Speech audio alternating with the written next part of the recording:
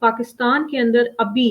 Economic crisis और economic instability पाई जाती है पर्टिकुलरली, और जिसकी वजह से लोकल और फॉरेनर कंपनीज और लोकल तो पर्टिकुलरली दोनों ही बहुत ज़्यादा लॉसेस बेयर कर रहे हैं। इनफैक्ट अगर मैं आपको बताऊं तो पाकिस्तान के अंदर जिनमें से आपने अभी रिसेंटली कहा कि एमएनसीज जा रही हैं, फॉर एग्जांपल अगर मैं आपके सामने एग्जांपल्स रखती हूँ तो लास्ट 10 इयर्स के अंदर,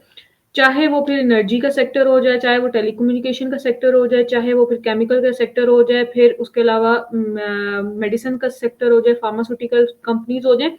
हर कंपनी 50 to 70% जो है ना रेशो हमारे सामने आती है जब हम लास्ट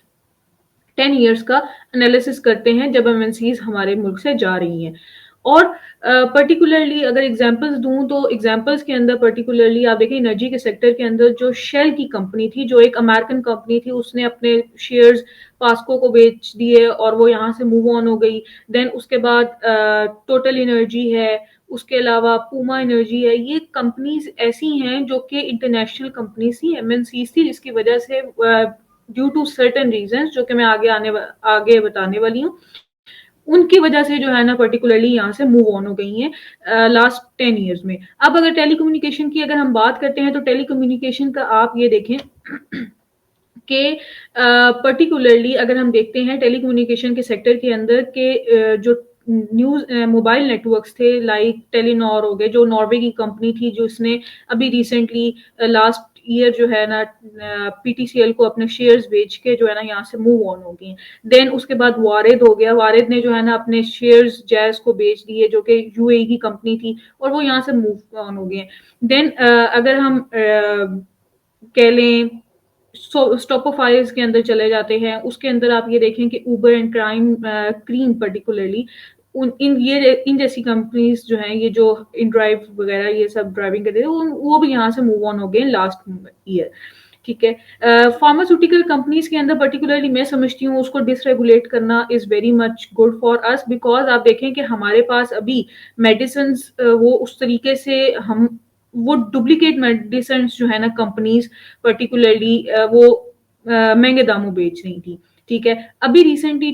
अगर मैं 1 डेकेड पास्ट की बात करती हूँ, 1 डेकेड की पास्ट 1 डेकेड की, तो 17 कंपनीज जो सिर्फ पाकिस्तान के अंदर रह गई हैं, जहां पर अगर आप देखें कि 2025 के अंदर जो है 2005 के अंदर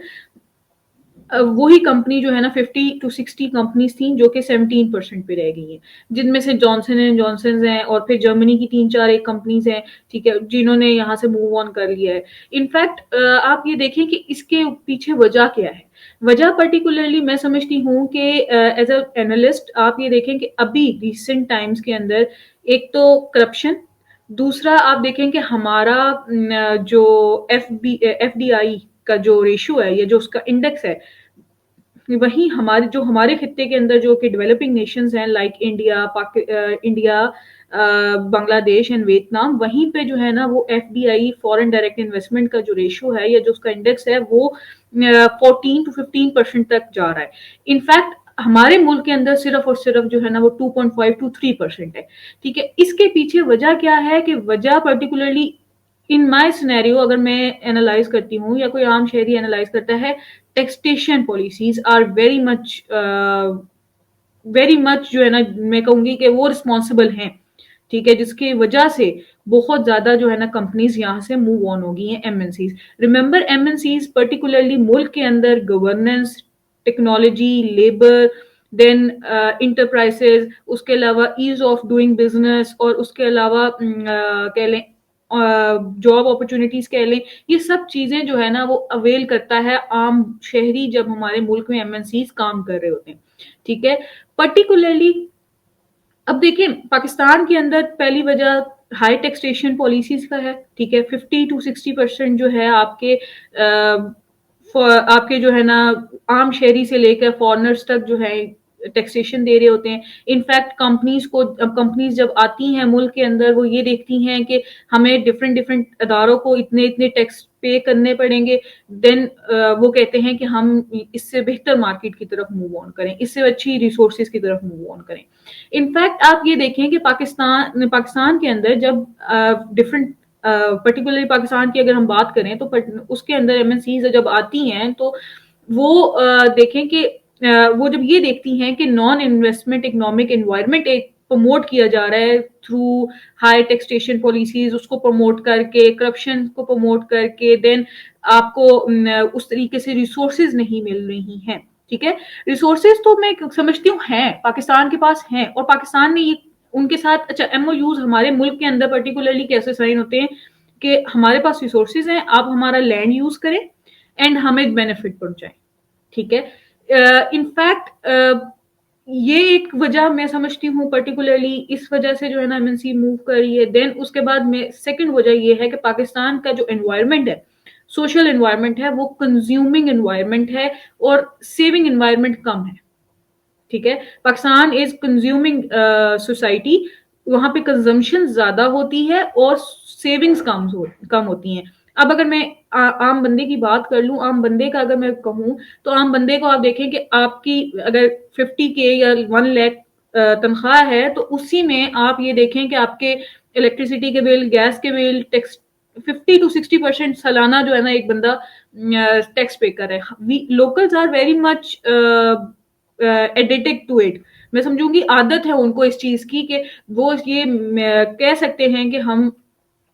ये कह सकते हैं कि हमें तो पता है कि पाकिस्तान के अंदर किस तरीके से सरवाइव करना है, but foreigners are very much concern about it because आप देखें एमएनसीज रुपए के अंदर वो बहुत अच्छा कमा रहे हैं। ठीक है, अगर हम अपनी रुपए की बात करें वो बहुत अच्छा कमा रहे हैं, पाकिस्तान में अगर वो रहे तो बहुत अच्छा कमा रहे हैं, लेकिन वो डॉलर्स के अंदर उनको बेनिफिट उस तरीके से नहीं हो रहा। ठीक है, ये एक बहुत मजे की बात। उसके अलावा आप ये देखें कि पॉलिटिकल एक इंस्टेबिलिटी, जो कि आप देखें हमारे अदारे जो ब्यूरोक्रेटिक लेवल पे हैं वो सही तरीके से लॉन्ग टर्म गोल्स को प्रमोट को सोच नहीं रहे हैं, गोल्स बना नहीं रहे हैं, उसके बारे में सोच नहीं रहे हैं। कोई मसला आ गया शॉर्ट टर्म के अंदर उसको उसी तरीके से हल करके हम लोग जो है ना आगे मूव ऑन कर जाते हैं। ये बहुत देखिए, मैं समझती हूँ जिस तरीके से हमने मेरिटरीली इक्विपमेंट्स को लेकर या कह लें न्यूक्लियर वेपन्स को लेकर या हमारे जो दूसरे वेपन्स हैं उनके लिए हमने लॉन्ग टर्म सोचा है ना, उसी तरीके से हमें इकोनॉमिकली भी जो है ना अब सोचने की जरूरत है। बिकॉज पाकिस्तान एक ऐसे जोन के अंदर जा चुका है जहां से अभी अगर वो रुका नहीं और वापस उसने कुछ सोचा नहीं तो उससे से वापसी बहुत मुश्किल है। ठीक है, आप देखिए ब्यूरोक्रेटिक लेवल के ऊपर जब भी कोई कंपनीज आती हैं, इनफैक्ट अभी पिछले हफ्ते, ठीक है, यही कंपनीज जो European development sorry economic development के ऊपर काम कर रही होती हैं, गवर्नमेंट की एजेंसीज होती हैं, वही आते हैं। मीटिंग हुई है अभी रिसेंटली उनकी, जिनमें से सब एफसी आई गेस एक अदारा है जिसके सीईओ ने हमें ये बोला है कि पर्टिकुलरली आपके हाई टैक्सेशन रेट्स एंड देखिए 60% तो एक बंदा दे ही रहा है। ठीक है, उसके ऊपर सुपर टैक्स 15% जो कि फॉरेनर कंपनीज हैं उनके ऊपर लगाना, उसकी वजह से 2 साल के अंदर अंदर कभी भी आपकी इन्वेस्टमेंट नहीं आ सकती। ठीक है, आपके देखिए एमएनसीज मूव कर रहे हैं लेकिन उस तरीके से आपकी इन्वेस्टमेंट नहीं आ सकती बिकॉज आपका टोटल अगर आप टैक्स देखते हैं फॉरेन कंपनीज के लिए, एमएनसीज के लिए, तो वो 70 to 80% टैक्सेशन के अंदर जो है ना फंस जाते हैं, जिसकी वजह से वो यहाँ से मूव ऑन हो रहे हैं। ठीक है, इनफैक्ट अगर मैं गलत नहीं हूं तो स्पेशल इन्वेस्टिगेशन फैसिलिटी काउंसिल, ये जो गवर्नमेंट की एक एजेंसी है, उसके उसके उसके जो है ना सीईओ ने हमारे सामने कुछ चीजें रखी हैं, उन्हीं की ये जुबान थी कि मतलब super taxation is very much कह लें dangerous for economic environment to promote ease of business. ठीक है, देन जो उनके सीईओ थे लेफ्टिनेंट जनरल सरफराज अहमद, उन्होंने कहा जब कंपनीज मुल्क के अंदर आती हैं, ठीक है, कंपनीज मुल्क के अंदर आती हैं, वो देखती हैं इंटरेस्ट रेट को, वो करेंसी स्विचिंग को देखती हैं। करेंसी जब देखें हमारा रुपये की कीमत गिर रही है, उसी तरीके से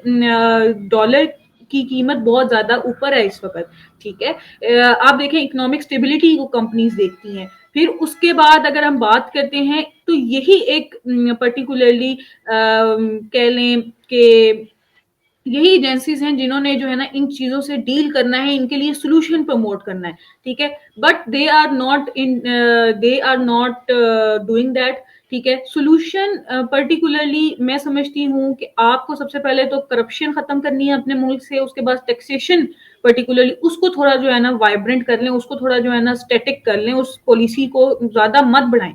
ठीक है। इसमें नुकसान सिर्फ और सिर्फ जो है ना क्या होगा कि हमारा होगा, ठीक है, पाकिस्तान का नुकसान है। अभी आईएमएफ की तरफ से आई गई रिपोर्ट आप देख लें, चाहे फिर आप टैक्सेशन पॉलिसीज उनके अंदर देख लें, उनकी उनके जो है ना रूल्स देख लें, ठीक है। इनफैक्ट आप ये देखें यही कंपनीज, यही जो अदारे हैं, जो गवर्नमेंट ने जो जिनको राइट दिया हुआ है, अलबत्ता दो रीजन है, या तो ये खुद सोल्यूशन निकालना नहीं चाहते, ठीक है, अगर ये सोल्यूशन राइट बिकॉज राइट इनको मिला हुआ है गवर्नमेंट की तरफ से, अलबत्ता दूसरा रीजन ये हो सकती है कि ब्यूरोक्रेटिक लेवल पे बहुत ज्यादा जो है दे हैव प्रेशर,